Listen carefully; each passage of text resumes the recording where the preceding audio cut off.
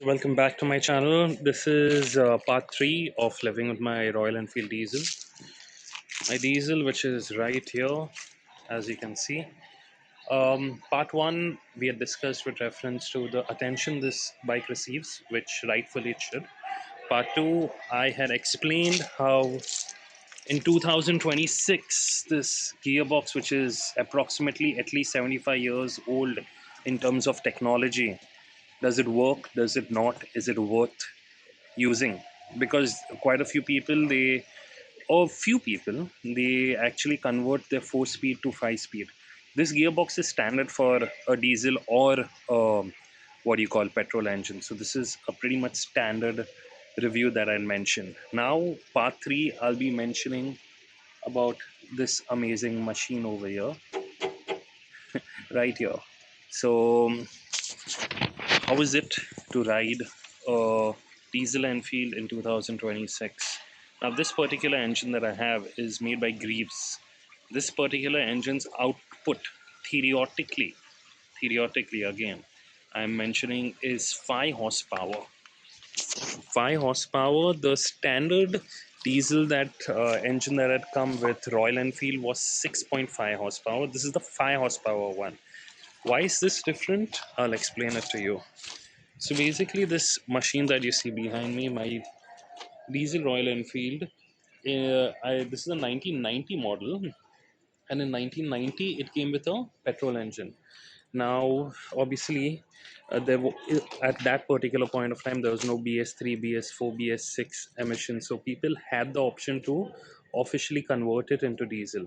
So the most used engine, or the only engine that was available, was by Crompton, and this is the same engine that you see in construction sites, you see in farms, you see in agricultural sites, where this is a very industrial engine, very basic engine, very reliable engine, very fuel efficient engine. Performance, not much, but yes, with reference to reliability, 10 out of 10. So what the previous owner did, obviously I purchased it, it's been around 6 7 months since I purchased it, and I'm absolutely in love with this machine. But what the previous owner did, and this is a Tamil Nadu bike, huh? So Tamil Nadu, hats up, hats off to people in South India. They really love their machines, and they really put in efforts to make the machines run as stock as possible and run as efficient as possible. So basically, you see this alteration over here. You see how neatly this engine has been placed. One alteration here, one alteration there, and then it's a direct. No, this is also an alteration over here. So one alteration, two alteration, three alteration, and the engine is then placed. This is standard in the petrol engine or the diesel engine. This is the entire clutch cover, the clutch plate, and that's the gearbox over there. So basically, the engine comes out and it's just placed in. So the petrol engine comes out and the diesel engine is placed in the same location with a minor few alterations here and there. So how does this engine perform? I would rate it 3 out of 10 or 4 out of 10, but at times I would rate it 10 out of 10. Now, why the alteration from 3 out of 10 to 10 out of 10? It really depends on, say, it really depends on your mood. Now, I'm in my 40s. I enjoy riding slow. I enjoy riding, seeing the scenery around me. I enjoy the thump that this bike gives. I enjoy the vibration that this bike gives. Now, in my 20s, I remember Bajaj had just launched the Pulsar 220, the world's fastest Indian, the carbureted version of the Bajaj 220, which produced around 21 horsepower at that particular point of time, say 20 years ago. I remember I wouldn't, on the highways, I wouldn't go below 125, 130, because the bike could go through that speed. And it was an amazing bike for that time. So if I was present in this bike at that particular point of time, I would be absolutely frustrated. I'd be like, this is slow as F. It's not worth the money. It's a piece of junk. Now that I'm matured, um, I have a family, I have responsibilities. I enjoy riding this over a KTM any day. The KTM will be faster in the third gear or even the second gear than all these four gears combined. But again, it matters on your maturity, it matters on how you want to go. Now, I'm not saying that I'm a boring person when I'm 40. I do have um what do you call, modified, customized, and ported engine RXZ 135. That machine is a rocket on two wheels. That machine is half this machine's weight. And if at all I do feel the need of speed, I use that machine, and that's fast, it's loud, and it's amazing. This machine is basically meant for people who want to ride slow, who want to enjoy the ride. And again, in Mumbai traffic, I love taking it on first gear, leaving the clutch, and just chugs along with traffic as long as the traffic is moving. Now another advantage of this machine over here, you see this thing is as analog as you can get in 2026. It does not require a battery to start. There is zero electronics inside. So, if you've seen these Bollywood movies, Fast and the Furious, War of the Worlds, where electronic warfare is used, where machines are hacked into, or electronic in War of the Worlds, if you've seen that movie, the aliens enter Earth and they basically what they do is they use a mechanism where anything that has a computer chip or any electronics completely shuts off. Obviously, it's a joke, but what I'm trying to say is if at all tomorrow Iran, Israel, anyone plans to use electronic warfare, this machine is going to use because it has zero electronics. It is as analog as you can get, as crude as you can get, as loud as you can get. There's another advantage of this particular machine is this thing is interchangeable. Now I have the 5 horsepower version. Okay, quite a few of my friends that I've made on Facebook, South Indian guys, especially, and actually only South Indian guys. What they have done is they have replaced this with a 8.5, 9, even 10 horsepower engines. How? Basically, if you see your Atul rickshaw, the cargo rickshaw, you see the Bajaj or rickshaw, the cargo rickshaw, which obviously runs on diesel. Those engines are inter replaceable with the engine over here. So basically, tomorrow, once the passing and everything is done, I will interchange the engine with an engine which will be more powerful, far more powerful than the one this is over here. So I should be getting a little more horsepower, a little more speed. But again, that is something that I'm keeping it for a later date. But with the current engine as well, it's not like I'm disappointed. I'm very happy with this engine. Fuel efficiency, I know it sounds like an exaggeration, but I'm pretty sure it's giving close to the triple digit marks. 100. I mean, it is. There's no two ways about it. I fill this tank once in 3 weeks now, as opposed to once a week that I used to fill on my impulse.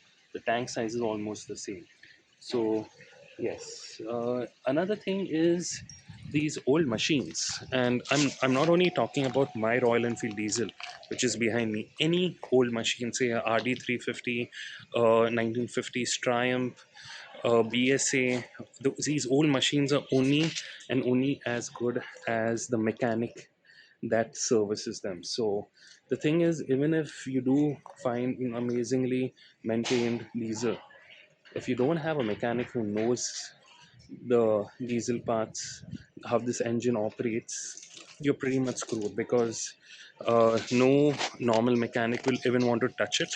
No more normal mechanic will want to take the hassle of understanding how this engine works. So, the first step before you buy a vintage vehicle is to find a reliable machine, reliable mechanic who's ready to invest his time and his knowledge into your machine. So this engine runs smoothly in the first kick only because I have a mechanic who services it properly. And unfortunately, most of the mechanics that know these old machines, the mechanics who know the old Yazdi two strokes, they all are in the 70s, 80s. So, there will be a massive scarcity of such mechanics in the future. But yeah, as of now, I'm pretty much sorted. I have a mechanic who knows how these machines work, and the engine is reliable. Now, with reference to the top speed. Now, again, I'll be placing the camera here. Oh. So this speedometer, um, it has shown close to say 90 kilometers right here. The speedometer indication is shown close to 90 kilometers, but the speedometer is heavily over exaggerated. My true top speed with this machine initially was 66 when I just got it restored. I made a few changes, it went to 69. Made a few changes, we went to 72. Now apart from 72 is like the engine is as fully operational as possible. So what next? So what I did is, after doing my research, over here this is a chain sprocket, this is the main sprocket, and that is the other sprocket. So the difference between a Royal Enfield diesel and the Bullet standard 500, the standard one, the iron cast one, is the sprocket size of the iron cast Royal Enfield 500 standard is 3 or 4 teeth more. So what I've done is I've placed a bigger sprocket over here. I had to change the chain as well. The rear sprocket remains the same. So automatically the gearing increases. So from 72 top speed, I obviously haven't had the opportunity to go full out, but my bike reached around 75, 76. I'm assuming if I get the entire road, at best it may reach 80. I'm talking about GPS speed, I'm not talking about the speedometer speed. If I'm reaching 80 as per the GPS, the speedometer may show 98, 99 kilometers as well. The speedometer is absolutely over exaggeration over here, but okay, this is an old machine. This is how it works. So with reference to, again, if you're in a hurry, this is not the bike to remove. If you're relaxed, you want to go in a nice normal traffic speed, this is the bike you remove. Also, this engine over here, you see this red fan over here? This red fan is not just for show. It basically moves and it throws air inside the engine. So basically, these engines are used in construction sites where it is stationary. So it is not moving, that it can be air cooled. So what happens is this fan over here blows air inside the engine to cool it down. Now this engine is absolutely happy during the winters. It is absolutely happy when it is not too hot. But if it's hot, yes, the clutch, the engine, no, it's not very happy when it's absolutely hot. So no engines are, but again, you got to respect the fact that this is an old bike. You got to cut it some slack. If it's extremely hot, you have to travel a long distance. Just don't remove it. You may not be happy over there. Now, what I'll do is I'll try to start the bike without the key to show how it sounds and to show how analog it is. So over here, you don't have a key, as you can see.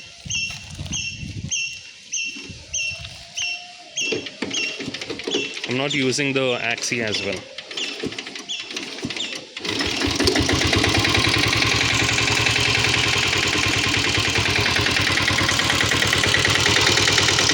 See, this fan over here pushes the air.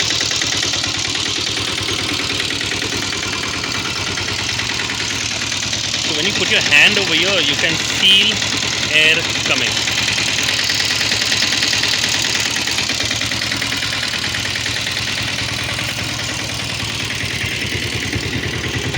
This is how it sounds.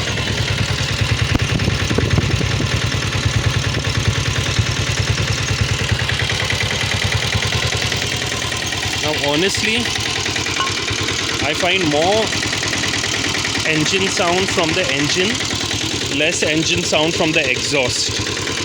But yes, this is how crude it sounds. This is how it vibrates. Just to give you an idea of the vibration, putting my phone here, you can see it vibrating. And if I give it a little axis,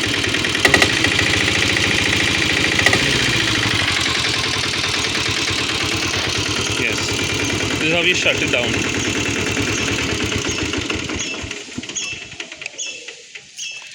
Another interesting feature about this machine is this is the air filter. This is a oil based air filter.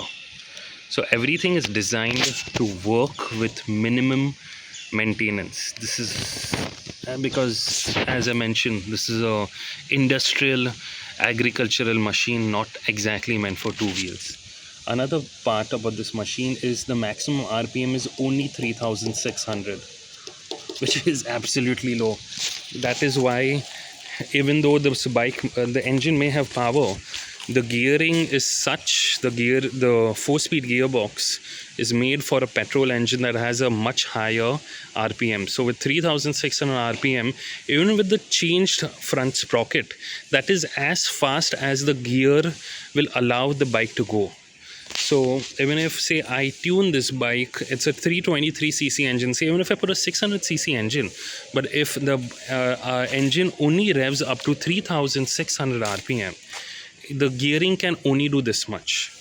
So yeah, there are certain limitations, engineering limitations, that you have to face and have to accept while buying these old machines. But again, the overall enjoyment, overall pleasure, and if you have the right set of expectations, you will not be disappointed. If you have an expectation of a KTM, you'll be thoroughly disappointed. If you have an expectation, I want to just ride solo, ride alone, ride peacefully, I want to reach home safe, I want to enjoy the scenery behind me, it is okay if people overtake me, I don't care, I and the machine are one, you will enjoy this bike. So it's, as I mentioned, it is not the bike, it's the rider, it's the expectation. Every bike is amazing in its own class.